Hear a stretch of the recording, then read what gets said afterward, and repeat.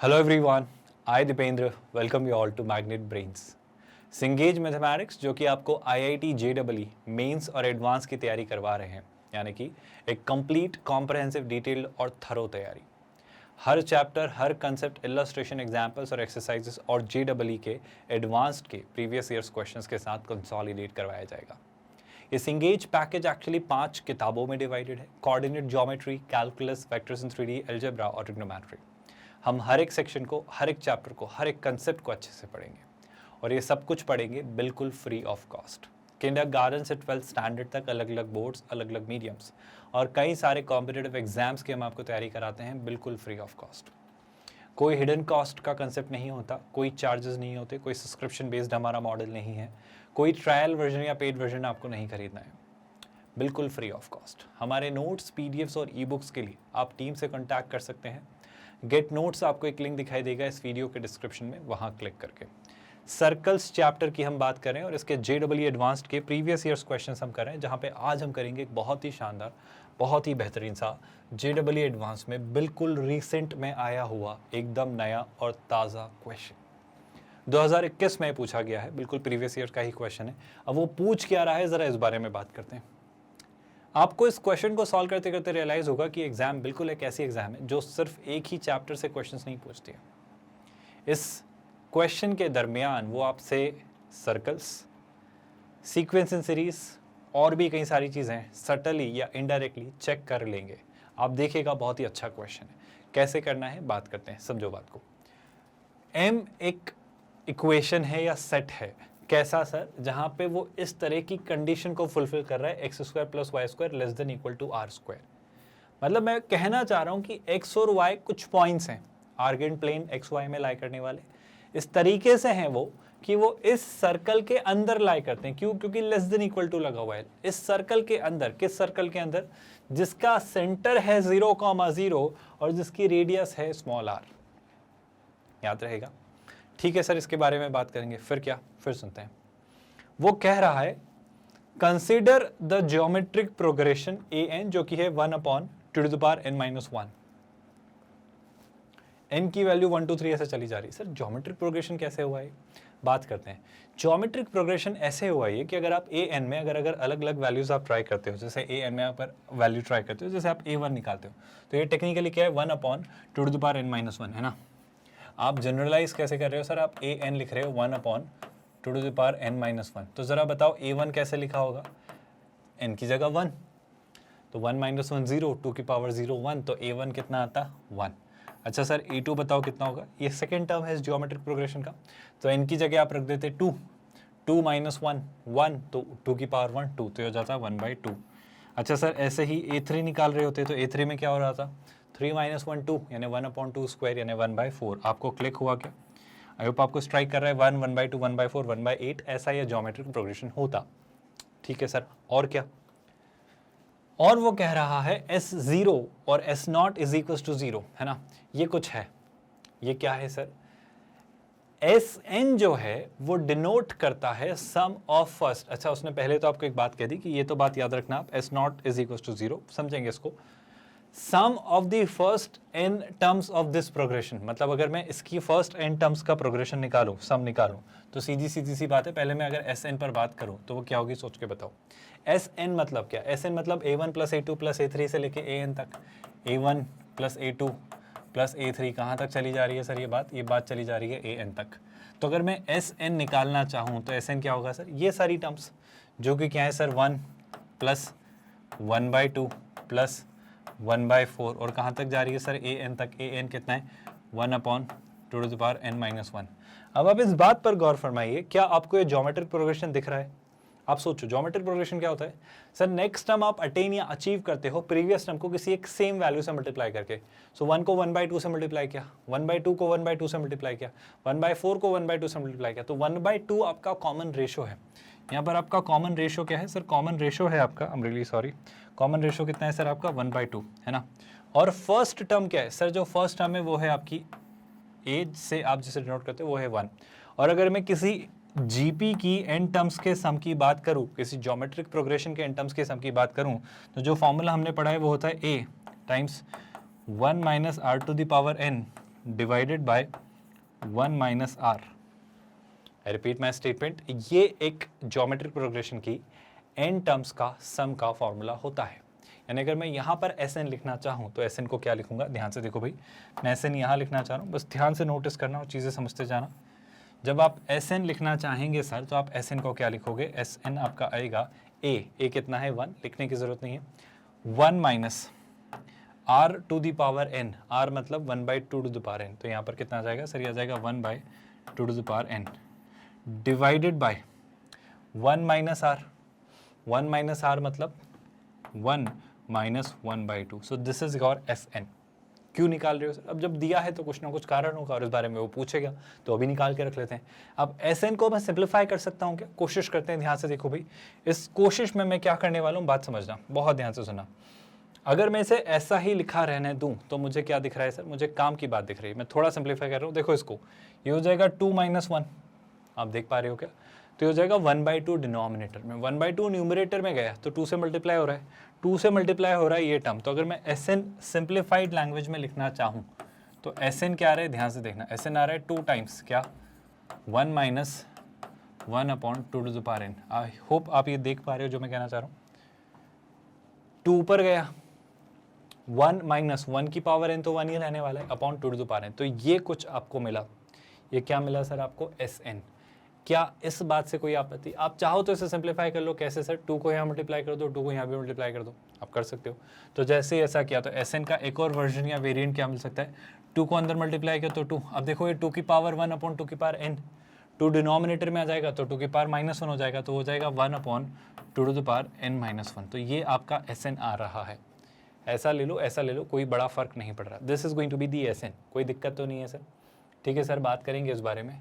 फिर वो आपसे ये कह रहा है, सुनिएगा ध्यान से, Cn जो आपका सर्कल है वो एक ऐसा सर्कल है जिसका ये सेंटर है और ये रेडियस है। अभी जस्ट हमने देखा ये आपका An है और Sn हम निकाल चुके हैं। बाय द वे वो Sn-1 की बात कर रहे हैं, they are talking about S of n-1, है ना, वो किसकी बात कर रहा है, Sn-1 की। हमने क्या निकाला है, हमने Sn निकाला है क्या, बस एक बार क्रॉस चेक कर लेते हैं स्टूडेंट्स। मैंने जो निकाला है वो Sn निकाला है, क्योंकि An आपका क्या था, 1 upon 2 to the power n-1, An जो आपका था वो था 1 upon 2 to the power n-1, और अगर मैं Sn निकाल रहा हूँ, हमसे क्या बोल रहा है वो, Sn-1 है ना, हमसे वो बोल रहा है Sn-1 और मैंने निकाला है Sn। तो बिल्कुल जब आपने Sn निकाल लिया है सर तो Sn-1 निकालना कौन सी बड़ी बात है, बस n की जगह n-1 रख देंगे। I hope you all are getting that. I repeat my statement, आपने अगर Sn निकाल लिया, Sn कैसे निकाला सर, a1 a2 a3 से लेके n टर्म्स तक का सम, और वो हमने निकाल लिया बड़ा आसान सा तरीका, ज्योमेट्रिक प्रोग्रेशन, जो कि आप कैसे निकालते हो, 1 minus r to the power n upon 1 minus r, बिल्कुल सही बात। बस इसी बात को सिंप्लीफाई करके हमने Sn ऐसा लिखा है। खैर उसने जो क्वेश्चन में कहा है आपसे कि जो आपका Cn है वो एक ऐसा सर्कल है जिसके ये सेंटर है और ये रेडियस है, और Dn आपके वो सारे सर्कल्स हैं जिनका ये सेंटर है और ये रेडियस है। पहले तो इनको देख के घबराना मत, पहले इस क्वेश्चन को अच्छे से आप पढ़ लो, अच्छे से समझ लो, अच्छे से देख लो, और कहीं भी कोई भी डाउट हो, किसी भी स्टेप में कोई भी कंफ्यूजन हो तो अच्छे से पूछ लो, आई विल री-क्लैरिफाई। मैं आपसे 2 बातें लिखना चाह रहा हूँ। मैं पहले थोड़ा सा Cn को ठीक से डिफाइन करना चाह रहा हूँ। Cn आपके लिए क्या है सर, सर ध्यान से देखना, अगर आपसे मैं बात करूँ Cn की, तो Cn वो सारे सर्कल्स हैं जिनका सेंटर, जिनके सेंटर की अगर मैं आपसे बात करूँ, जिनका सेंटर है Sn-1, 0। सर Sn क्या था, वो था 2 minus 1 upon 2 to the power n-1, है ना। Cn का जो सेंटर है सर वो है Sn-1, 0, वो कितना है सर, वो है Sn-1, 0, ये आपको दिख रहा है Sn-1, 0, बिल्कुल दिख रहा है सर। अब अगर मैं Sn-1 ढूंढता हूँ तो वो कितना है, 2 माइनस 1 अपॉन, ध्यान से सुनना स्टूडेंट्स, वो है 2 minus 1 upon 2 to the power, ध्यान से देखना, Sn में होता है n-1, तो Sn-1 में क्या होगा, n-1, तो ये कितना हो जाएगा सर, ये हो जाएगा n-2। बहुत डिफिकल्ट तो नहीं हो रहा है स्टूडेंट्स ये लेक्चर, आई होप आप आसानी से समझ पा रहे हो। और इसी तरीके से अगर मैं बात करूं तो इसका y कोऑर्डिनेट कितना है, 0, तो ये आया आपका इसके सर्कल का सेंटर का कोऑर्डिनेट, कोई दिक्कत तो नहीं है। अच्छा सर Cn में एक और बात है सर, Cn में उसकी रेडियस भी दी गई है An, जो कि क्या है 1 upon 2 to the power n-1, तो इसकी जो रेडियस है ये तो क्या रहा सर आपके Cn का सेंटर, ये है आपका सेंटर के कोऑर्डिनेट, है ना। और आपसे अगर रेडियस पूछी जाए तो रेडियस आप क्या कहोगे सर, रेडियस तो साफ साफ दिख ही रही है, वो है 1 upon 2 to the power n-2। एक मिनट क्रॉस चेक कर लेते हैं, 1 upon to the power n-2 नहीं n-1 है ना। जस्ट थोड़ा सा कॉशियस रहिएगा क्योंकि बहुत ही अच्छे कॉम्प्लिकेटेड से वेरिएबल्स आपको दिए गए जिनसे आप डील करते वक्त शायद कुछ गलती कर दें।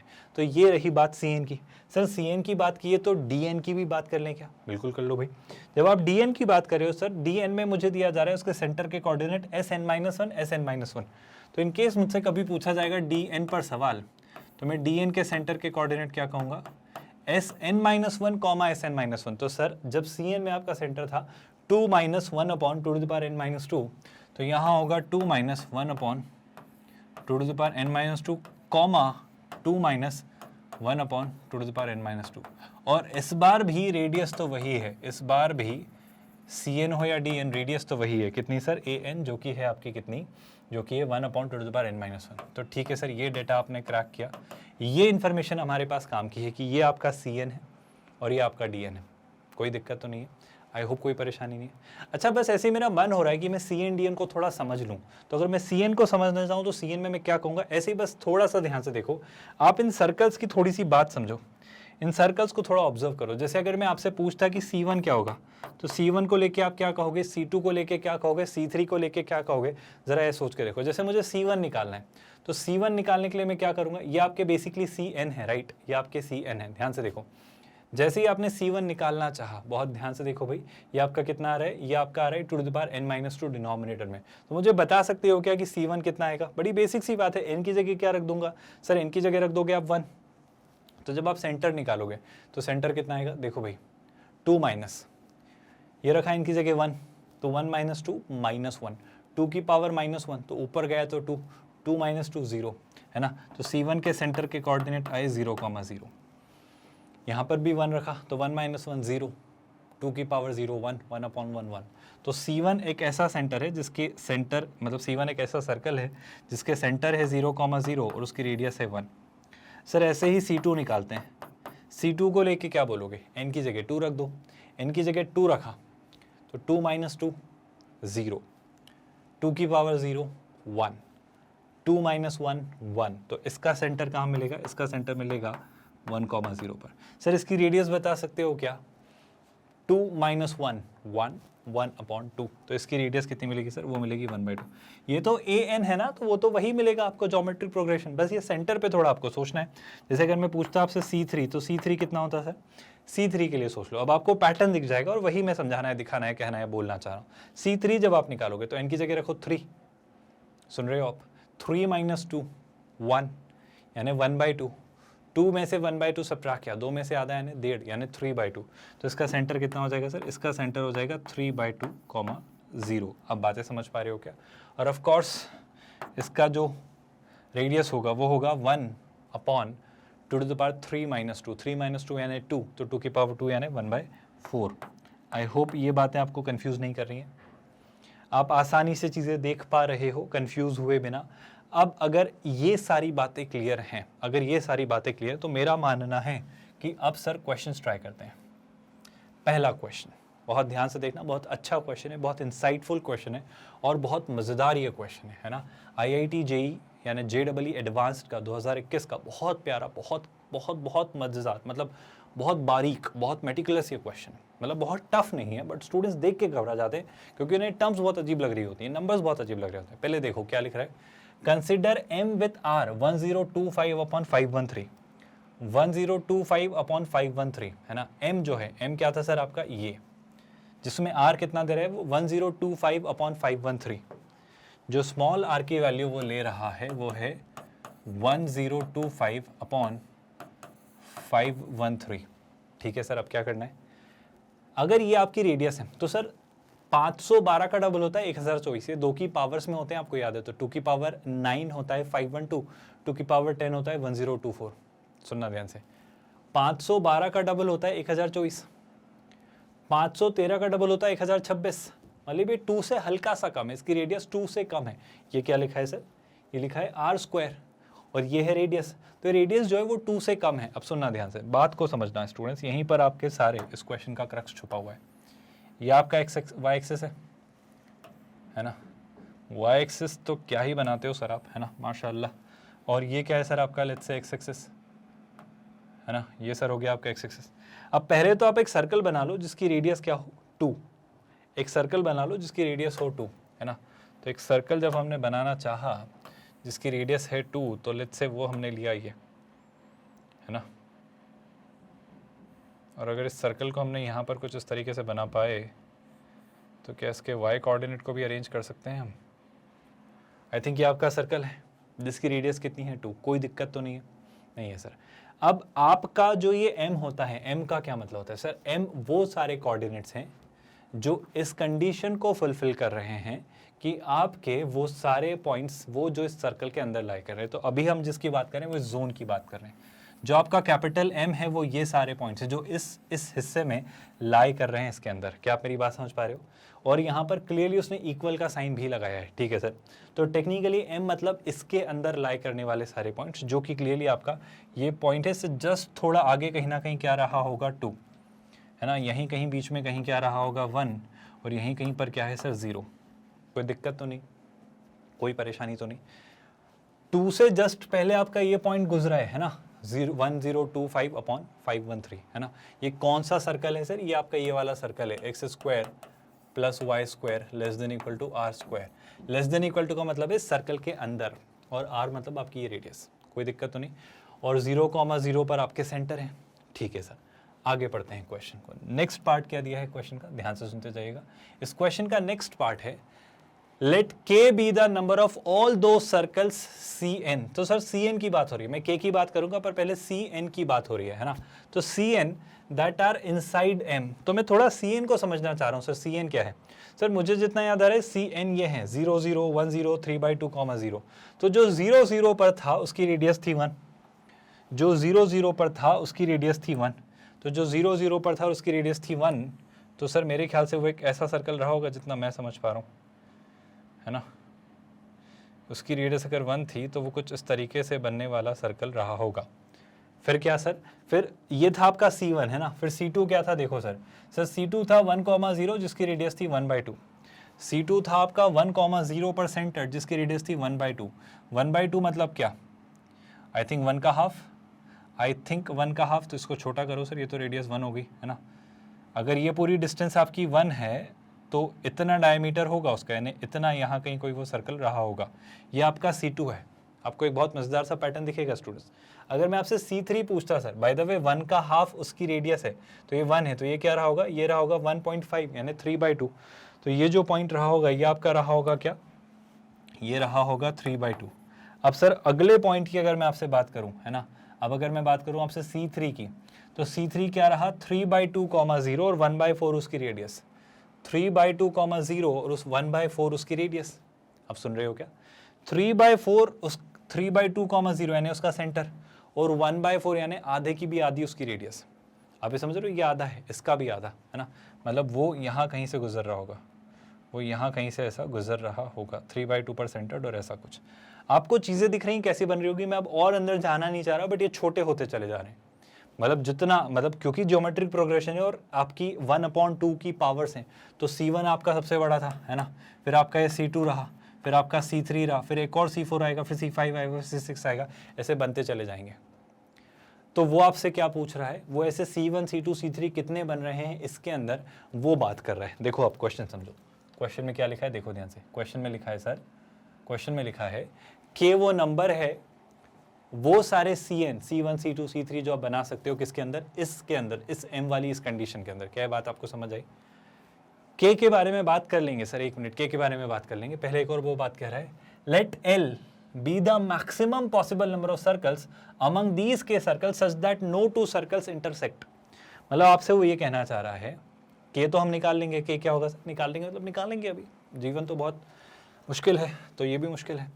तो K तो क्या होंगे कि इसके अंदर ऐसे कितने C1 C2 C3 पर, अब बैठ के मैं गिनूंगा थोड़ी, इसे बनाऊंगा थोड़ी कि सर अगला वाला यहाँ पे आएगा, फिर अगला वाला यहाँ पे आएगा, फिर अगला वाला यहाँ पे आएगा, ऐसे कितने आएंगे, ऐसे जोड़ने थोड़ी बैठेंगे हम। इतना तो मेहनत नहीं करना है सर हमको, हम तो मैथ्स जानते हैं साहब, और मैथ्स ऐसे आंसर ला देता है, बस आप समझ लो प्रॉब्लम को। और मैथ्स प्रिसाइज आंसर लाता है, ये तो तुक्का होगा, अनुमान होगा, ऑब्जर्वेशन होगा कि सर ऐसा ऐसा ऐसा करते जाऊँ तो कब तक बनाऊंगा मैं, से कोई डी लेके थोड़ी जाऊँगा एग्जाम में जो बनाने बैठूंगा, तो मुझे सोचना होगा। तो मैथ्स आपकी हेल्प करेगा। पर उसके बारे में उसने एल के बारे में एक टर्म कही। के तो ये हो गया, एल क्या है? एल उन सर्कल्स की वो बात कर रहा है जो इंटरसेक्ट नहीं कर रहे हैं। जैसे कि देखो आप C1 C2 इंटरसेक्ट कर रहे हैं लेकिन C1 और C3 इंटरसेक्ट नहीं कर रहे हैं। तो ऐसे किस तरह के कितने सर्कल्स है जो इंटरसेक्ट नहीं कर रहे हैं, उन पर भी हमें बात करनी, वो एल देगा। तो के और एल निकालना है, कोई तकलीफ तो नहीं है सर। के और एल निकालने का मेरा फंडा, आई होप ये क्वेश्चन आपको समझ आ चुका है। के और एल निकालने का मेरा फाइनल फंडा आपको बस इतना सा है, बस ये सोचना है, ये हिंट है और इससे क्वेश्चन आप खत्म करोगे कि आपको जब कोई कहे कि कोई सर्कल किसी सर्कल के अंदर है, आई रिपीट माई स्टेटमेंट, जब भी जीवन में आपसे कोई कहे कि कोई सर्कल किसी सर्कल के अंदर है, तो आप तो बस इतना सा जानते हो कहना सर कि उनके सेंटर्स के बीच की डिस्टेंस उनकी रेडी यानी रेडाई के डिफरेंस से हमेशा कम होती है। मैं क्या कहना चाह रहा हूँ भाई, मैं बड़ी आसान सी सॉर्टेड सी बात कह रहा हूँ आपसे। मान लो मेरे पास एक CN करके एक सर्कल हुआ, CN कोई सा भी होगा आगे जाकर। तो अगर दो सर्कल्स एक दूसरे के अंदर हों, मैंने जितना जाना है जीवन में ये कि अगर दो सर्कल्स एक दूसरे के अंदर हैं, ये एक सर्कल है ऑफ कोर्स और ये एक सर्कल है मान लो, तो हम क्या जानते हैं सर? हम ये जानते हैं कि इनके सेंटर्स के बीच की डिस्टेंस, मान लो इसका सेंटर यहाँ कहीं है, मैं थोड़ा और इसको ऐसा बना देता हूँ ताकि आप समझ पाओ चीज़ों को।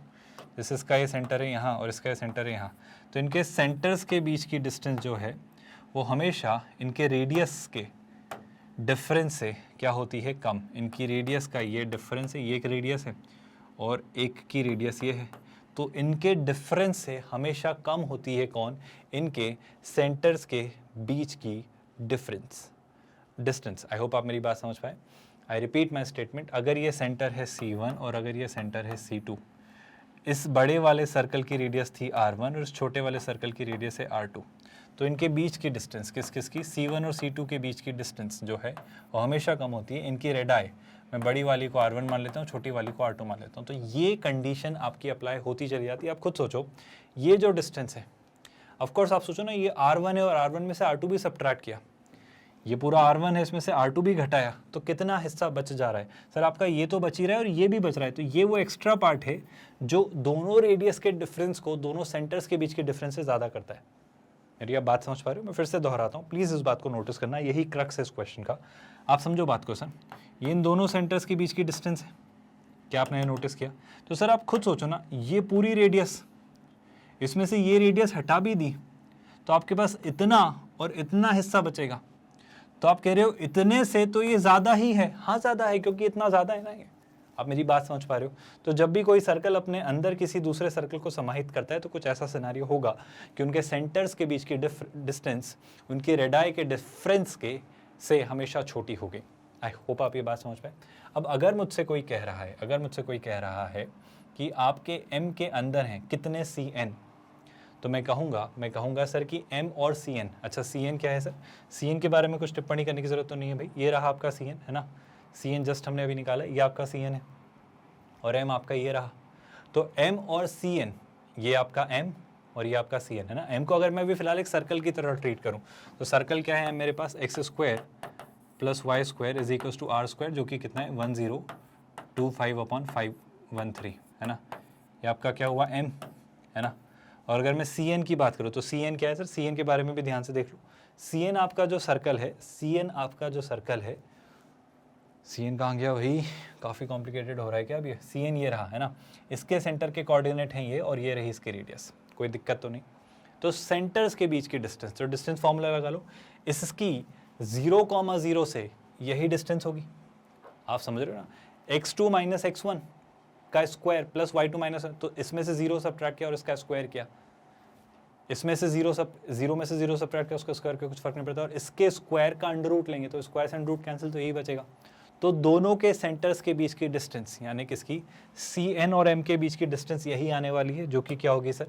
जो कि होगी आपकी 2 - 1/2n-2। क्या आप मेरी बात समझ पाए? ये तो हुई आपकी दोनों के सर्कल्स के सेंटर्स के बीच की डिस्टेंस। और ये सर छोटी होगी, ये किससे छोटी होगी? इनकी रेडाई के डिफरेंस। और बड़ा वाला सर्कल कौन है? बड़ा वाला आपका सर्कल यही वाला है, सॉरी वो M वाला है। और M की रेडियस कितनी है सर? जो M की रेडियस हमने निकाली 1025/513 है ना। तो M की रेडियस है सर आपकी 1025/513, और इसमें से आप क्या सब्ट्रैक्ट कर ले रहे हो सर? इसमें से दूसरे वाले सर्कल, यानी आप CN की रेडियस, और CN की रेडियस कितनी है सर? 1/2n-1, तो ये कितना है? 1/2n 2n-1। अब अगर मैं इसे सॉल्व कर लूँ तो ये मुझे n की वैल्यू निकालने में हेल्प कर देगा, और जो n की वैल्यू आप निकालेंगे वही तो वो नंबर ऑफ Cn होंगे जो इस m के अंदर लाई कर रहे होंगे। आप समझ पा रहे हो? आई होप आप समझ पा रहे हो मेरी बात, है ना। ये क्या है सर? ये बेसिकली डिस्टेंस है, ये बेसिकली डिस्टेंस है किस किस के बीच? आपके Cn और m के सेंटर्स के बीच, है ना, डिस्टेंस बिटवीन। और ये क्या है सर? ये डिफरेंस है, this is the difference of radii किस किस की sir? Of what? Of the m and Cn। तो ये जब कंडीशन आप अप्लाई करेंगे तो आपको पता चल जाएगा इससे कि सर कितने Cn आपके यहाँ लाई कर रहे हैं। क्या ये पार्ट अब सॉल्व करना शुरू करें? डायरेक्टली अब इस बात पर आए सर, कोशिश करते हैं। अब मेरी कोशिश ये रहेगी बड़ी बेसिक सी, बड़ी सिंपल सी, कि सर देखो आसान सी बात मैं आपसे करना चाह रहा हूँ कि क्या करें। एक तरीका, n वाली टर्म्स को एक तरफ रख लें, कांस्टेंट टर्म्स को एक तरफ रख लें, शायद बात बन जाए और वही एक अच्छा तरीका होगा। या फिर कुछ कंपैरिजन, तो कंपैरिजन के लिए यहाँ n-2 है, n-1 है, तो वो तो बात हमें अच्छी ज़्यादा लग नहीं रही है ना। तो कोशिश करते हैं क्या कि मैं काम करता हूँ सर n वाली टर्म्स को उधर और कांस्टेंट टर्म्स को इधर, है ना। तो ध्यान से देखना है स्टूडेंट्स, बहुत ध्यान से देखना है ना। क्या मैं ऐसा लिख सकता हूँ? देखो हम ये जानते हैं ये क्या है, 2 से छोटा है ना, तो इसको इधर लाए तो कितना हो जाएगा सर? 2 - 1025 अपॉन ऑफकोर्स कितना? 513। साइन लेस देन ही रहेगा, ये उधर गया तो ये कितना हो जाएगा? 1/2 n-2 माइनस 1/2 n-1। कोई आपत्ति किसी भी स्टूडेंट को यहाँ तक जो हमने किया उससे लेकर? कोई परेशानी तो नहीं है? अब सुनिएगा, 513 का डबल आई थिंक 1026। क्या आप रियलाइज कर पा रहे हो? 513 का डबल कितना? 1026। Do you all agree with that? I repeat my statement, 513 का डबल 1026 है ना। तो यह जाएगा 1026 माइनस 1025 यानी 1। तो कहना है से कि सर ये तो आपका दिख रहा है 1/513, ये तो आपका दिख रहा है 1/513। सेम इसमें भी कुछ सोच के आइडिया लगा सकते हैं क्या? बस इस पे बात करेंगे स्टूडेंट्स अब हम। मेरा ये मानना है, मेरा ये कहना है कि सर इनसे आप कुछ निष्कर्ष क्यों नहीं निकाल रहे हो? इसको आप थोड़ा ध्यान से देखो, इसको प्लीज आप थोड़ा ध्यान से देखो। ये क्या है सर? 2n-2 और ये क्या है? 2n-1। इन दोनों को आप थोड़ा ध्यान से देखो, आप कुछ कह पाओगे, कुछ समझ पाओगे, कुछ सोच पाओगे। क्या कह पाएंगे सर? हमें तो नहीं समझ आ रहा है। अच्छा छोड़ो सारी बातें, इनको ऐसे ही देख लो बस इन जनरल। ये क्या है? ये n-2 और n-1 क्या है? जैसे मान लो इसको भूल जाओ अभी थोड़े के लिए, बस यहाँ पे कुछ होता, बस इसे भूल जाओ, इससे देखो। जैसे मान लो n की जगह होता 5, n की जगह होता 5, तो ये होता 5 और ये होता 5। ये 5 होता मतलब 2 की पावर 3 और ये 5 होता मतलब 2 की पावर 4। तो 1/2 की पावर 3 में से 1/2 की पावर 4 आप सब्ट्रैक्ट कर रहे होते। बेसिक सा आइडिया ये है कि ये 1/2 की कुछ पावर है और ये 1/2 की उस पावर से एक ज़्यादा पावर है। और जब इनमें आप डिफरेंस निकालोगे तो आप बड़ी बेसिक सी साधारण सी बात पाओगे। चाहे तो आप एल्जेब्रिकली सॉल्व करके निकाल लो, बट ऐसे देख लो। अगर मैं कहना चाह रहा हूँ तो मैं जो कहना चाह रहा हूँ वो ये है, जैसे आपके पास लिखा है जैसे 1/2 का क्यूब है ना, और यहाँ लिखा होगा 1/2 की पावर 4। ऐसा कोई एग्जाम्पल मैं आपको देके समझाना चाह रहा हूँ। जैसे कि देखो यहाँ से सुनना, बस एक आइडिया देना चाह रहा हूँ कि जब भी लाइफ में ऐसा कोई सिनेरियो एनकाउंटर करो तो डायरेक्टली सोचना कि मैं जो कह रहा हूँ ये अप्लाई करना। देखो आप क्या करोगे, आप लिखोगे यहाँ पे 2 की पावर 4 - 2 क्यूब, आप लिखोगे 2 की पावर 4 - 2 क्यूब। हम वहाँ भी कर सकते हैं, पर मैं कहना चाह रहा हूँ प्लीज़ यहाँ से देख लो। डिनोमिनेटर में क्या हो जाएगा? 2 क्यूब इंटू 2 की पावर 4। सम भी कर सकते हैं, बट मैं ऐसे ही रख रहा हूँ। अब आप 2 क्यूब कॉमन ले लो सर। 2 क्यूब अगर आपने कॉमन लिया तो क्या बचेगा सर? 2 - 1 और डिनोमिनेटर में 2 क्यूब इंटू 2 की पावर 4। अब आप ये कैंसिल होता देख पाओगे, ये आ जाएगा 1/2 की पावर 4। आप मेरी बात समझ पा रहे हो? ये हमेशा होगा, ये तय है, ये फिक्स्ड है। आई होप आप बात समझ पा रहे हो। आई होप आप बात बहुत अच्छे से समझ पा रहे हो। अगर ये बात आप समझ पा रहे हो तो यही काम हम वहाँ करेंगे, लेकिन वहाँ शायद आप कंफ्यूज्ड हो जाएं, इसलिए मैंने इसे थोड़ा सा इस तरीके से नंबर्स के थ्रू समझाने की कोशिश की। आई होप अभी तक चीज़ें बहुत प्रॉब्लमैटिक नहीं हैं, अभी तक चीज़ें समझ आ रही हैं। अब सुनिएगा ध्यान से, इससे यहाँ और इससे यहाँ और इन दोनों को आपस में मल्टीप्लाई किया। सुनिएगा ध्यान, 2 की पावर n-1 है ना, तो न्यूमरेटर में क्या मिला सर? न्यूमरेटर में मिला 2 की पावर n-1 माइनस क्या सर? 2 की पावर n-2, 2 की पावर n-2 डिवाइडेड बाय इन दोनों का प्रोडक्ट, जिसे मैं ऐसे ही रख लेता हूँ n-1 इंटू 2 की पावर n-2। और सर ये जो वैल्यू है, ये जो वैल्यू है ग्रेटर देन है 513 से, तो दिस इज ग्रेटर देन 1/513। अभी क्या करना चाह रहे हो सर आप? अब इस पार्ट को ध्यान से देखो, बेसिकली ये बनने वाला है 1/2n-1। अभी जो लॉजिक दिया उससे, पर फिर भी अगर आपको कंफ्यूजन है तो क्या मैं इस 2n-2 को, क्या मैं इस 2n-2 को ऐसा लिख सकता हूँ? ध्यान से देखो, n-2 को n-1 क्या ऐसा लिखूँ तो आपको कोई आपत्ति? या फिर ऐसा लिखने के बजाय अगर आपको ये बात डाइजेस्ट नहीं हो रही है, क्या लिखा था n-2, क्या इस n-1 को, ये जो पावर लिखी है 2n-1 है ना, ये क्या लिखिए 2n-1 जो लिखा हुआ है, क्या इससे मैं ऐसा लिख सकता हूँ? सुनिएगा ध्यान से, 2n-2 + 1। आई होप इससे कोई फर्क नहीं पड़ रहा है। अब जब आप ऐसा लिख रहे हो तो अगर मैं इससे n-2 और +1 में स्प्लिट करना चाहूँ तो क्या मैं ऐसा लिख सकता हूँ? सुनिएगा ध्यान से, a⁴m + n, तो हम लिखते हैं a⁴m × a⁴n। आई होप आप मेरी बात याद कर पा रहे हो।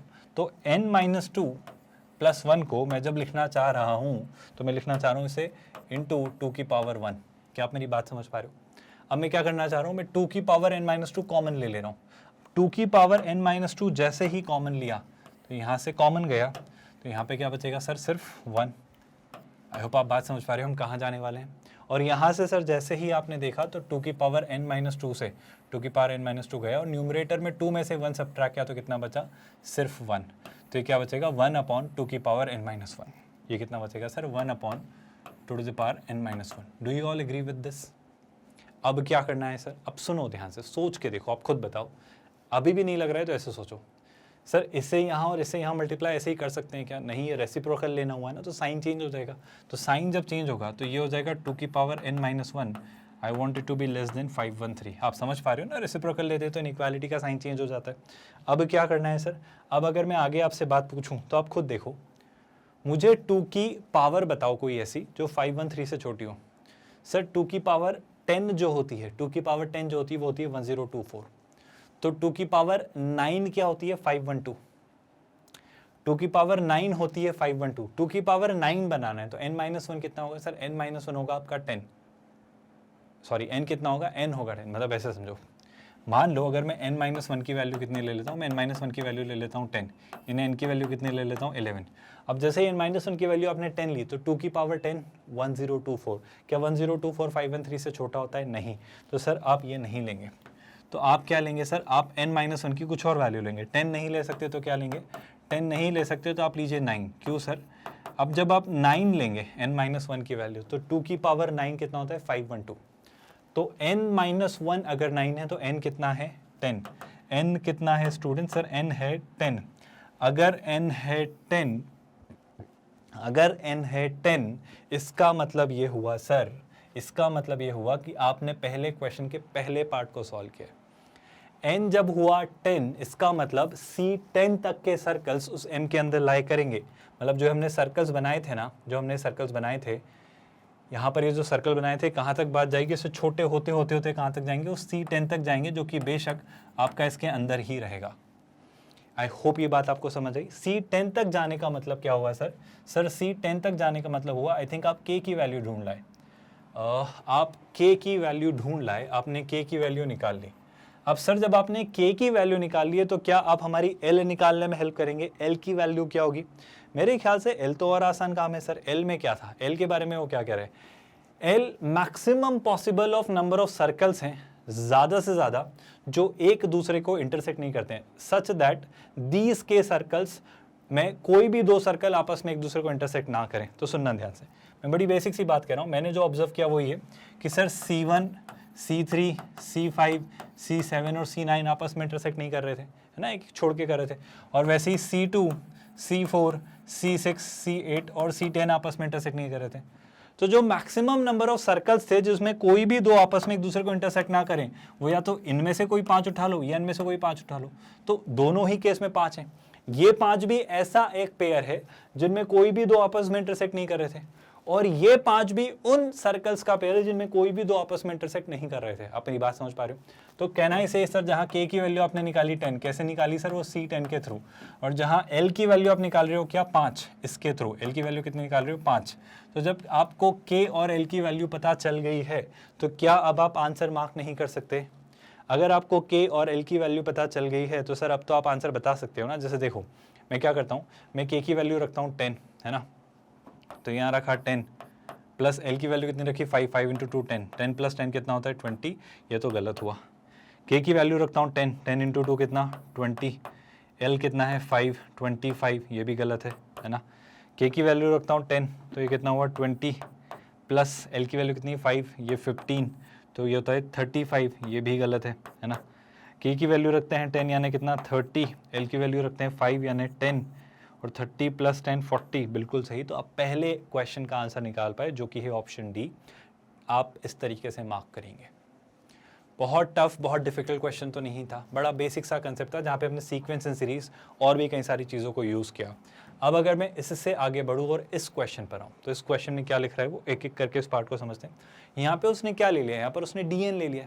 फिर वही बात, इस बार m कुछ लिया है और नंबर ऑफ ऑल दो सर्कल्स पूछ रहा है जो m के अंदर है। फिर वही कंसेप्ट सर, क्या कंसेप्ट कि आप जब निकालोगे dn के और m के सेंटर्स के बीच की डिस्टेंस, जब आप इनके सेंटर्स के बीच की डिस्टेंस निकालोगे इन दोनों के बीच की, तो वो होनी चाहिए कम किससे, इन दोनों के रेडाई के डिफरेंस है। इन दोनों के डिस्टेंस जो सेंटर्स के बीच के डिस्टेंस है वो इन दोनों के रेडाई किसके dn और m के रेडाई से छोटी होनी चाहिए। बस यही कंसेप्ट लगाना है, कोई तकलीफ। बट इस बार m की रेडाई चेंज हो गई, इस बार m की रेडाई है ये, और dn क्या था सर, dn में जब मैं m से निकालूंगा। अच्छा बाय द वे m का सेंटर क्या था, पहले तो मैं dn तक पहुंचता हूँ, मुझे dn कहीं मिल जाए। मैंने निकाल रखा है क्या dn, हाँ बिल्कुल निकाल रखा है सर। अब सुनिएगा ध्यान से, dn ये रहा। अच्छा सर m का सेंटर क्या है, सर m का सेंटर जो है वो है 0,0, है ना। और इस बार सेकेंड क्वेश्चन के लिए जो m की रेडियस दी गई है आपको, वो कितनी दी गई है, m की जो रेडियस आपको दी गई है, m की जो रेडियस है वो कितनी है सर, वो है 2 की पावर 199 - 1, है ना। सुनिएगा ध्यान से, यहाँ पर जो ये रेडियस है वो है 2 की पावर 199 - 1 अपॉन में 2 की पावर 198 टाइम्स √2, ये आपको रेडियस दी है m की। फिर वही बात, इन दोनों सेंटर्स के बीच की जो डिस्टेंस है वो इन दोनों रेडाई के डिफरेंस से हमेशा कम होगी। अगर dn यानी ये वाला जो सर्कल है ये इसके अंदर लाई कर रहा है, तो ऐसे कितने dn होंगे वो हमें फिगर आउट करना है। कोई दिक्कत तो नहीं, कोशिश करते हैं सर। आप सोचो इसका x और y कोऑर्डिनेट सेम है, ये 0,0 है। आप ऐसे सोचो a, a की 0,0 से डिस्टेंस, तो √/a² + a², यानी √2 टाइम्स a, और a क्या है आपका ये। तो इन दोनों के बीच की जो डिस्टेंस आएगी वो कितनी आएगी सर, वो आने वाली है, ध्यान से देखना, √2 टाइम्स a क्या है आपका ये, है ना, 2 - 1/2n - 2, तो ये हो जाएगा 2 - 1/2n - 2। क्या ये बात आप समझ पाए। और सर ये जो डिफरेंस है, मतलब सॉरी ये जो डिस्टेंस है C1 और C2 का, ये इसके रेडाई के, दोनों के रेडाई के डिफरेंस है।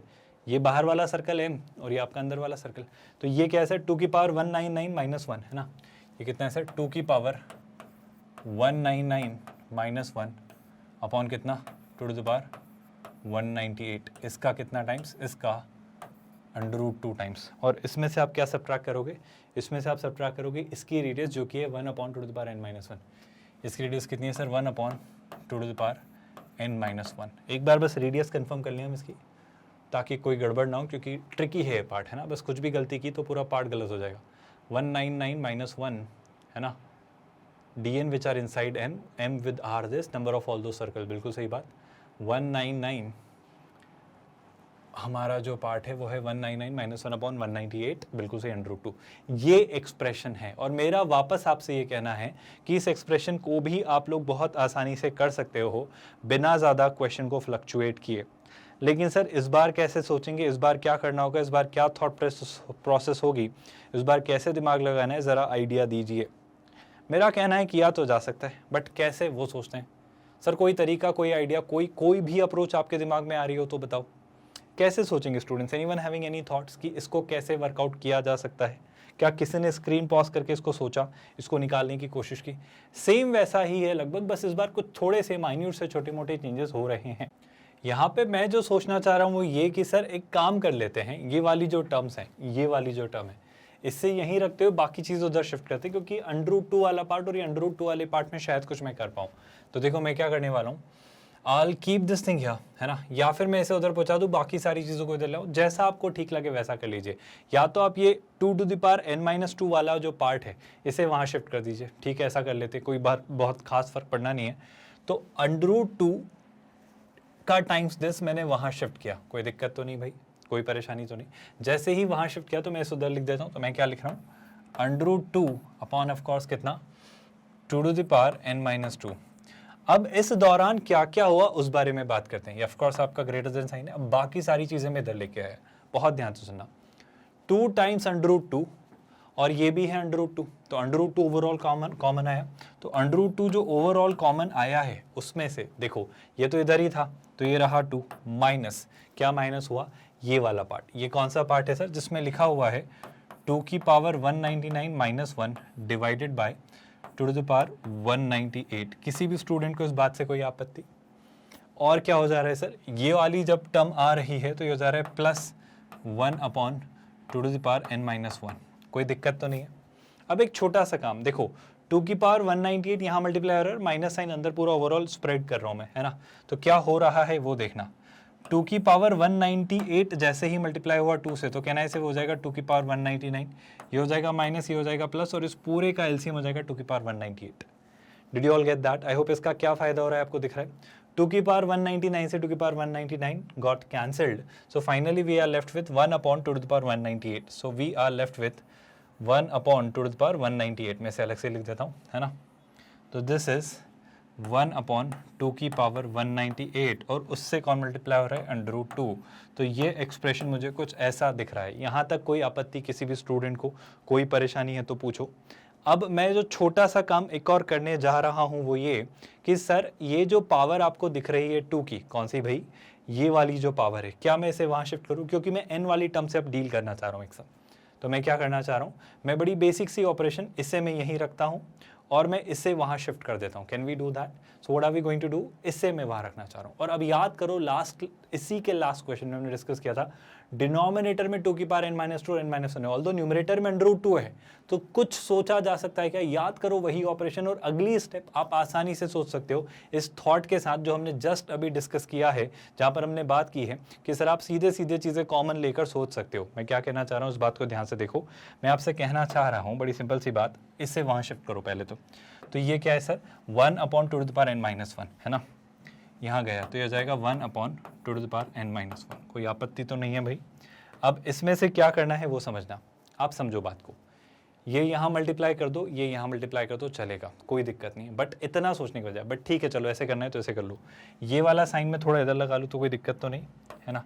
अब 2⁻n-1 यहाँ मल्टीप्लाई हुआ तो ये हो जाएगा 2⁻n-1 इंटू दिस, 2⁻n-2 यहाँ मल्टीप्लाई हुआ तो ये कितना हो जाएगा, ये हो जाएगा ऑफकोर्स आपका 2⁻n-2।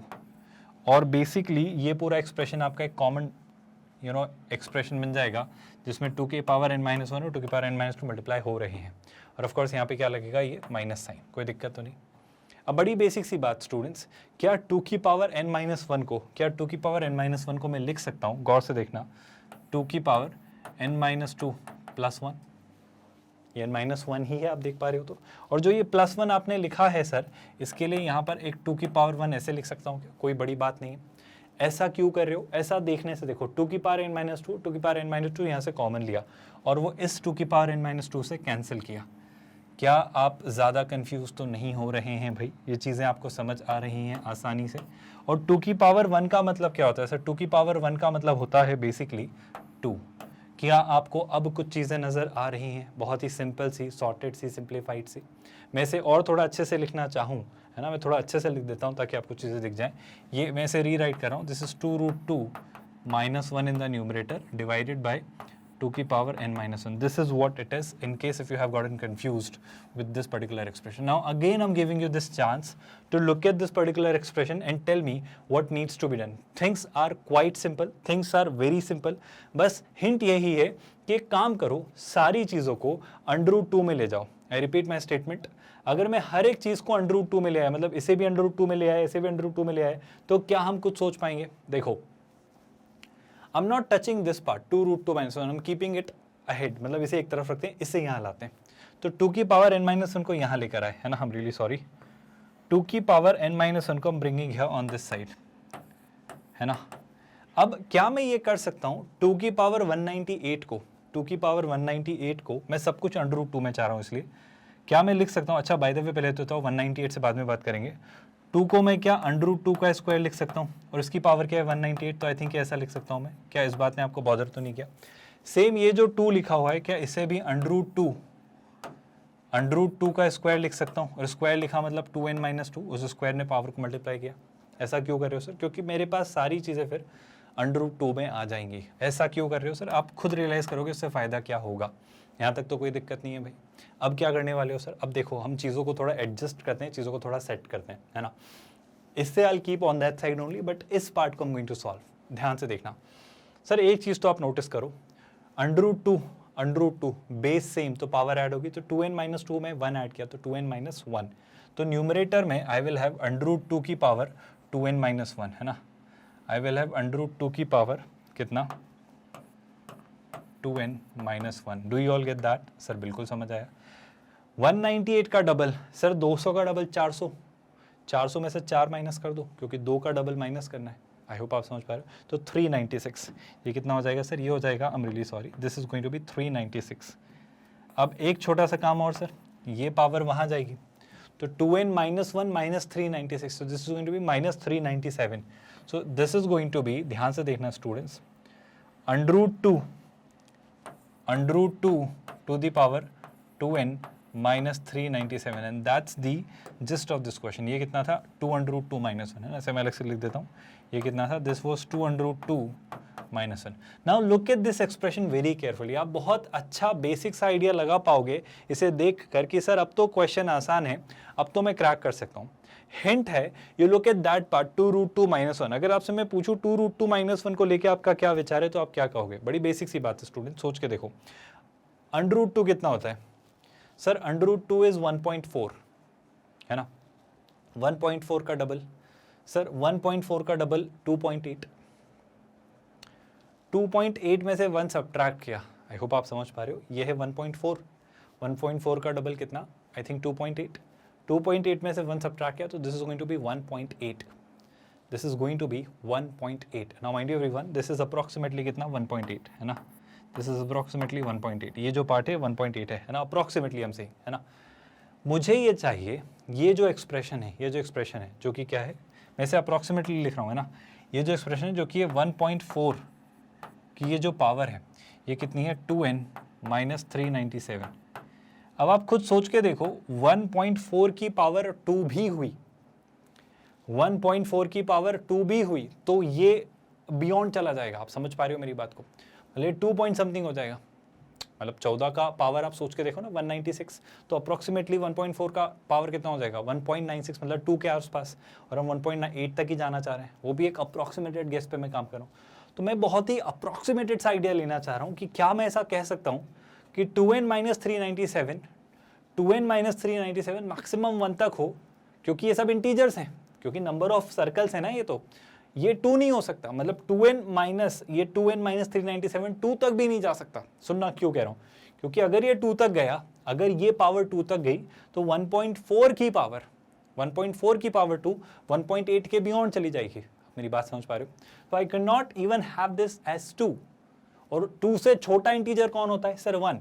2 से छोटा इंटीजर अगर 1 होता है तो मैं कहूँगा कि ये जो पावर सर आपने ली थी क्या, 2n minus 397, this will be इधर इक्वल टू 1 और लेस देन 1, क्योंकि 2 तो नहीं हो पा रहा है, वो पावर 2 तक तो नहीं जा रही, वरना इधर गड़बड़ हो जा रही है। इससे सिंप्लीफाई करते हैं तो ये हो जा रहा है 2n, I am really sorry, ऐसे अप्रोक्सीमेशंस आपको लेने होंगे जब क्वेश्चंस इतने ट्रिकी हों। 398, so this is going to be 398। तो 398 का हाफ, आई थिंक सर 400 का आधा 200, तो ये 2 कम है तो 199, तो n कितना होना चाहिए sir? n should be less than 199, n should be less than equal to 199। और नंबर ऑफ जो मुझे मिले सर्कल्स वो कितने हैं सर? b। यानी सर जब आपकी ये रेडियस होगी तो इसके अंदर जो इस कैटेगरी के सर्कल्स लाई करेंगे ना, वो इतने लाई करेंगे, यानी कौन सा ऑप्शन आप मार्क कर देंगे? आप मार्क कर देंगे ऑप्शन बी। क्या सारे स्टूडेंट्स को ये क्वेश्चन समझ आया?